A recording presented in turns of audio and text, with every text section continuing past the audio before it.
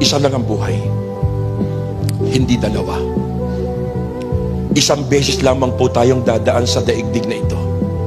Hindi na tayo babalik. Pero tiyakin mo na sa pagdaan mo sa mundong ito ay nagkaroon ng pitak sa puso mo si Kristo, sapagkat tinitiyak ko sa iyo,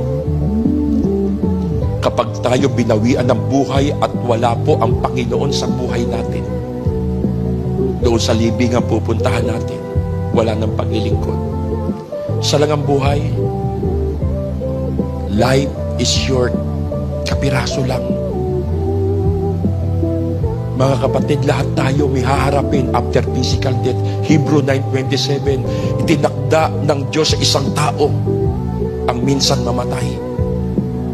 Pagpikit natin, pagpantay ng paa, pagdilat natin, nasa harap na tayo ng Diyos.